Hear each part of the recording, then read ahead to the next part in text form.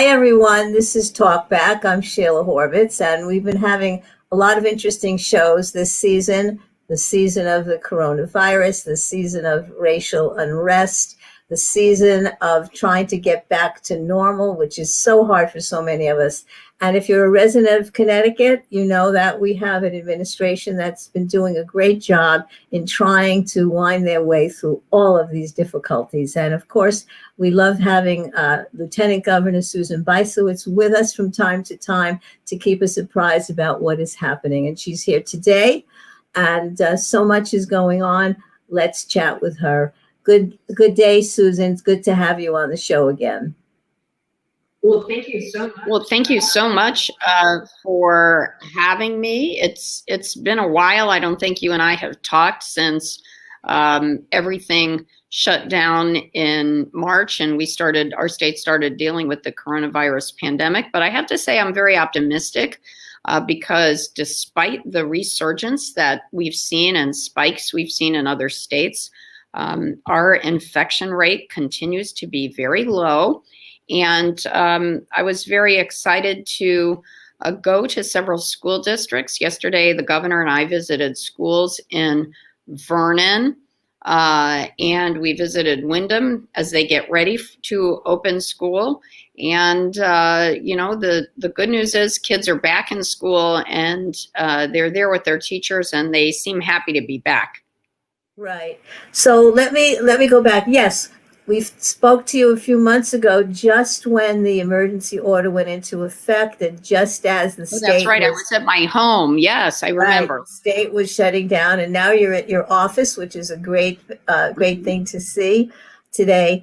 But I noticed was it just yesterday that the governor kept up the emergency order? There was some controversy about that, but he said we need to have it in effect until February because we still have to manage this crisis and see it through to final conclusion, and hopefully when everything will be back to normal. So talk about that, because I have read, of course, that some people are saying that it's not appropriate to continue that emergency order, and there should be a check on that through the legislature and so forth. Talk about that.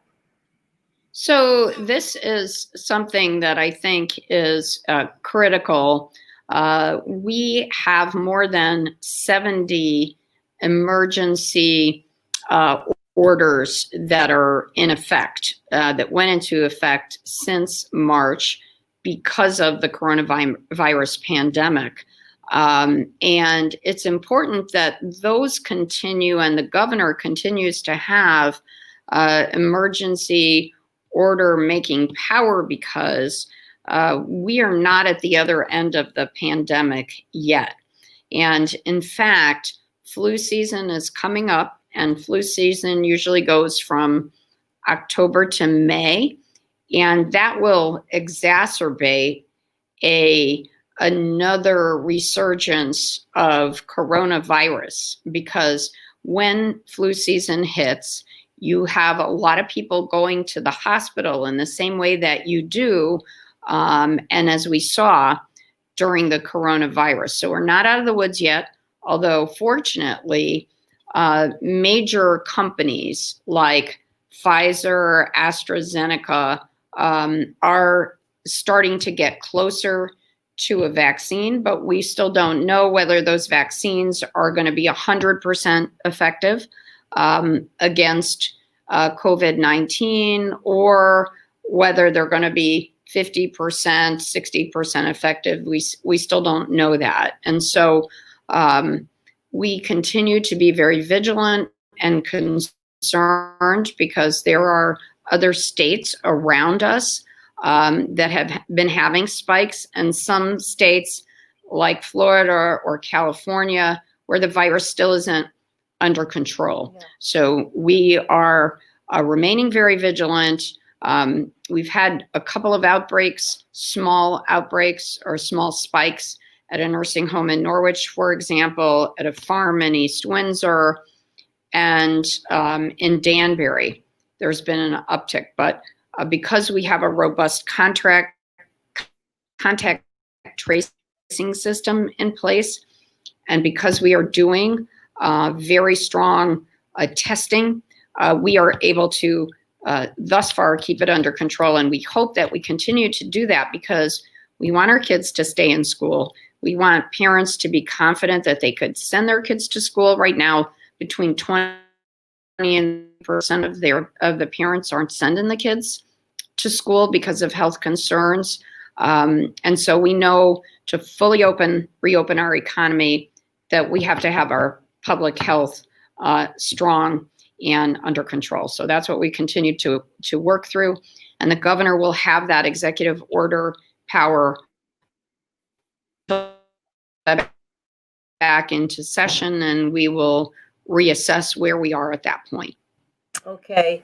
You're having some little difficulty with with the internet connection a little bit. So that brings to mind several questions.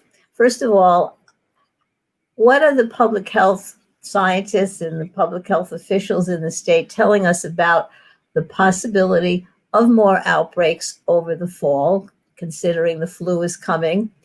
And the other issue you brought up, the Norwich situation. What a shame that we were doing so well in Connecticut. And although we know that so many of the deaths are from the elderly population in nursing homes, for many of us in Eastern Connecticut, our nursing homes were doing well.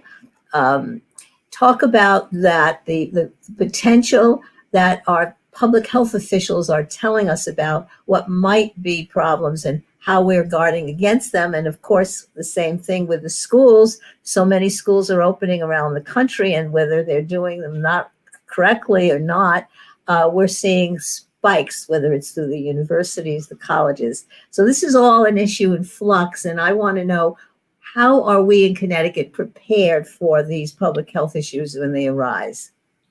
So generally, we're prepared for whatever happens with our schools, because what we did was we asked every school district, and there are 150 of them across the state, and we asked them to prepare for an online model, an in-person model, and a mix of both, a hybrid. And they all did that.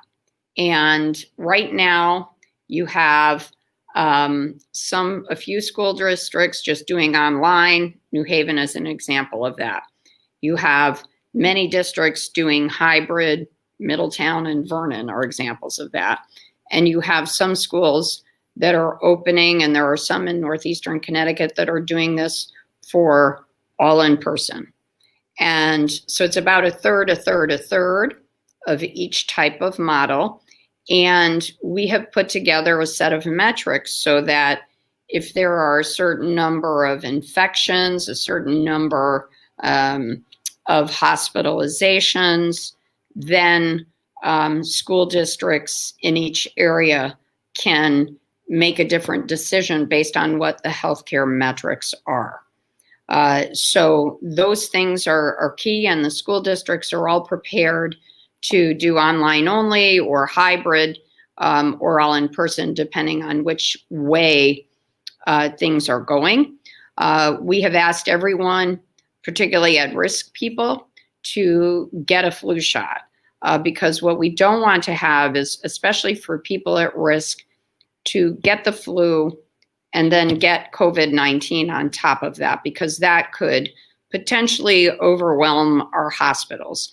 And there was a point during the pandemic where the governor and I and the public health officials were concerned that our hospitals would be overwhelmed. Unfortunately, we never got much over 2,000 people in the hospital at once, and all of our hospitals were working together to make sure that, you know, we didn't have overcrowding, but it actually got to the point where our National Guard was building temporary hospitals outside of places like Middlesex Hospital and Danbury Hospital, and there were recovery centers that were potentially going to be open at our colleges and universities, and we never had to use them, and those have been taken down.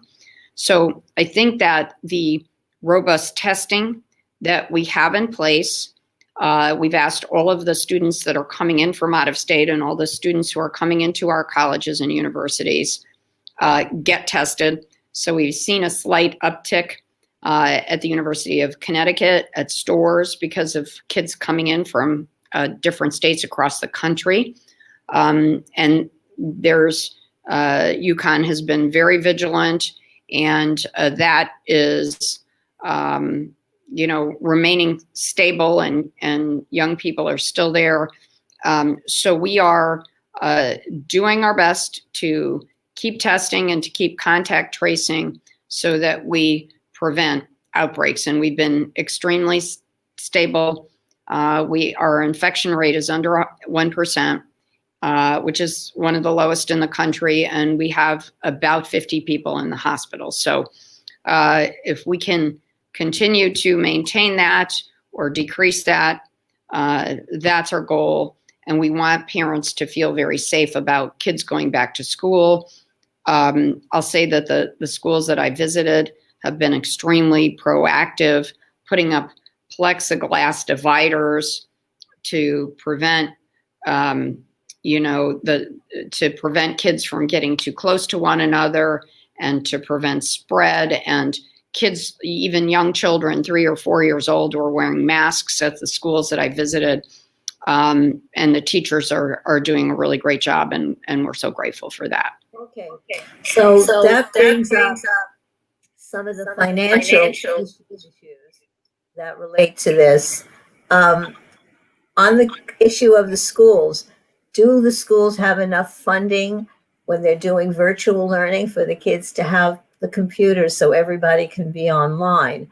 When it comes to asking everybody to get a flu shot, isn't it so that in terms of the COVID, we've determined that everyone can get a test for free?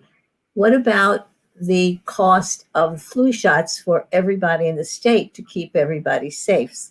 These are some of the financial questions we have.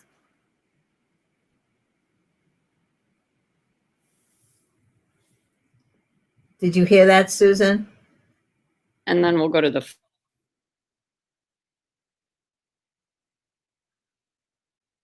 Dalio Foundation has donated more than $43 million to purchase computers for Alliance districts where students needed that. So we're very grateful for that, because thousands of computers have been purchased for students along with hotspots so they can do online learning and be prepared to do online learning at home. Because I'll tell you, it was a concern to the governor and I that from March 15th to the end of June, there were 176,000 students across the state that never did any remote learning. So that is a third of our students. So to have 30% of our young people who just didn't do anything is terribly concerning, and that cannot happen again. And so that's why we really wanted our students to go back to school so they could meet their teachers, get acclimated to online learning in case we have to go in that direction. The state of Connecticut has provided $130 million to school districts across the state to purchase PPE, because this is really important to have masks, sanitizers, and cleaners for schools. And we want every district, regardless of where it is, to have access to that equipment. That's really, really important. So the state is in the process of distributing those monies, is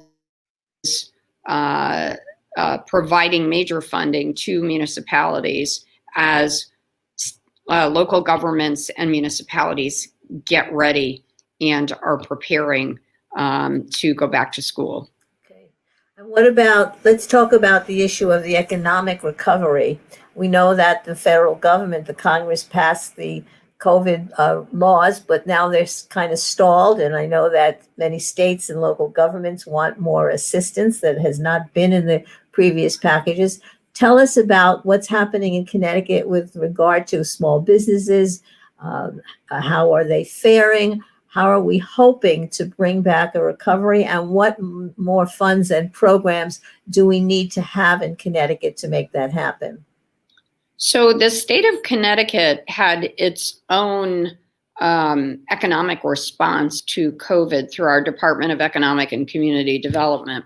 So we had $20 million or more that were available in bridge loans, so that as companies were waiting for the federal aid from the Small Business Administration, the PPP loans, the EIDL loans from the SBA, that the Department of Economic and Community Development had that $20+ million bridge loan program in place, and thousands of businesses in Connecticut accessed those, and those were gone literally within a day or two.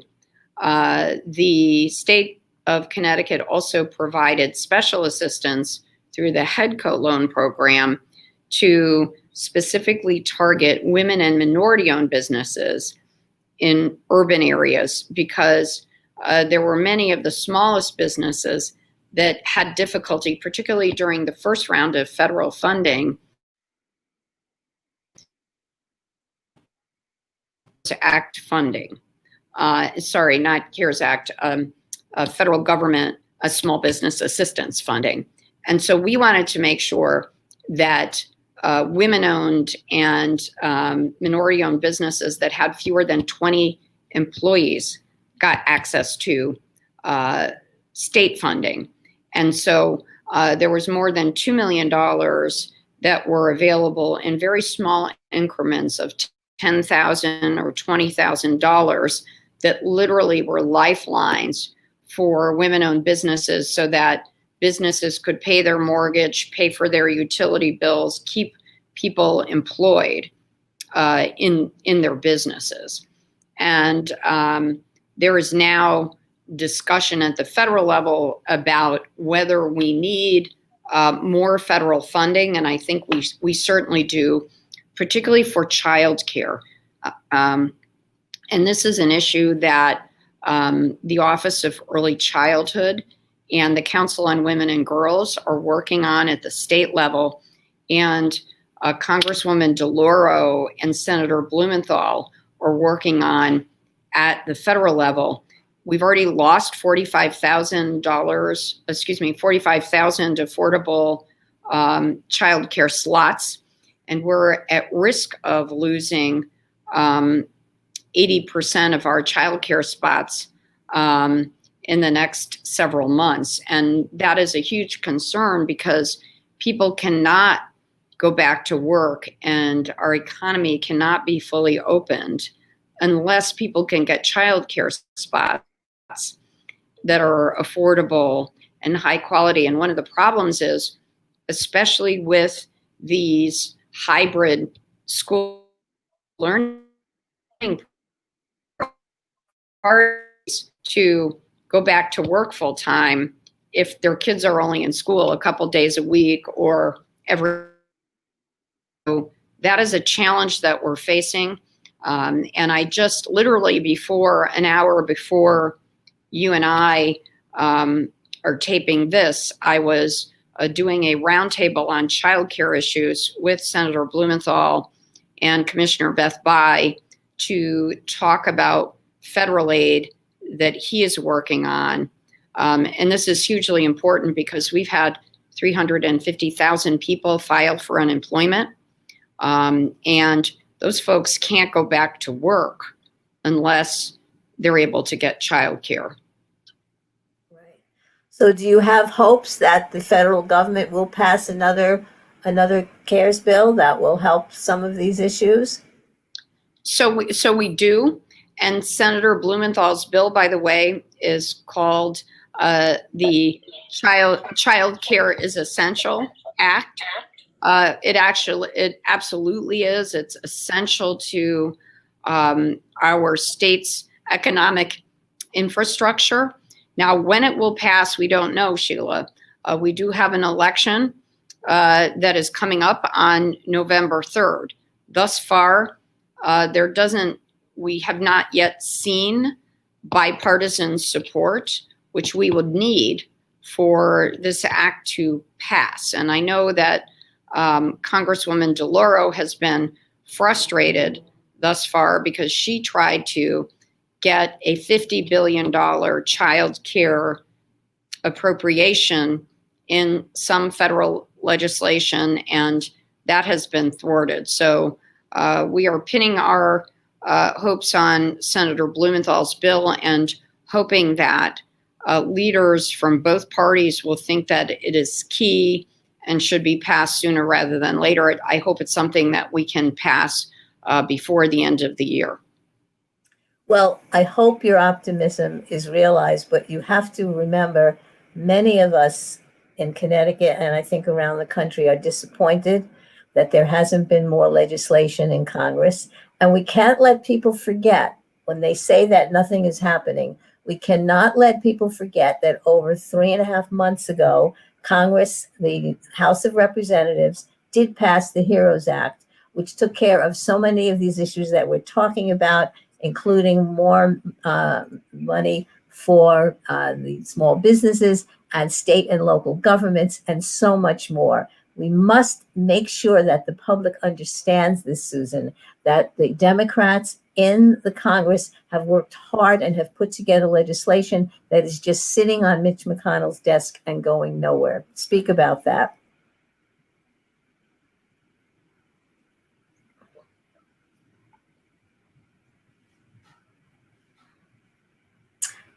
Did you hear the question, Susan? I know you're having some difficulty with your internet service today. Are you still there?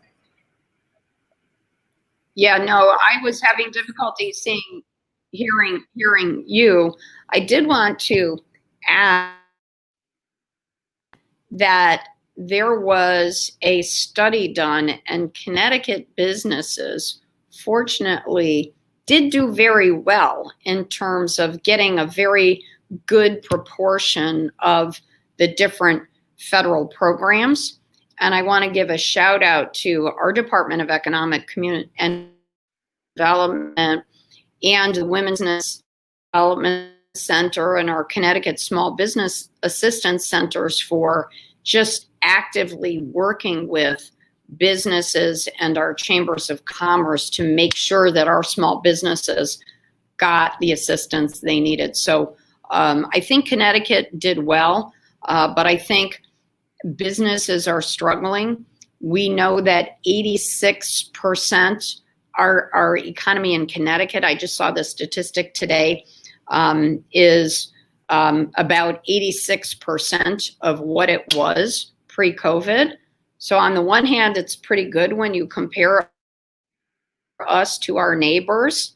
At the same time, that means our GDP is down 14% from what it normally is. So we are not out of the woods yet, and we have to still keep fighting to keep our struggling businesses going. Okay.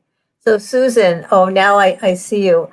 I think everything is great that you're saying, and I enjoy very much our colloquies, but I think we're not having a great internet connection today. Okay. And what I would like to do is, I think we covered a lot of the issues about the COVID and the recovery, and that's great. But there are some other issues I want to talk to you about before September 14th, namely the census, which is very, very important. Voting, very, very important. You know, you were the Secretary of State for years in Connecticut. And of course, the centennial of the 19th Amendment being passed, with women having the right to vote in the United States. Can we make an arrangement for you to come back sometime in the next week so we can cover those issues, and hopefully we'll have a better connection? Yes, absolutely. You know, I'm very passionate about the census, which will be over on September 30th. And by the way, 91% of our households have completed it, but we still have more to do. And you're right, we have an important election coming up on November 3rd. So would love to talk about the 100th anniversary of women's suffrage. So let's make we're going to arrange with you and your aides to get a show on next week to cover these issues. I want to do it before September 14th, which was going to be a celebration of the suffrage movement. So Thank you so much, Susan. And I know in these times of virtual learning, virtual discussions, there are always issues that we can't take account of. And it's great to have you on, and we're going to see you next week. We'll make an arrangement. Thank you so much.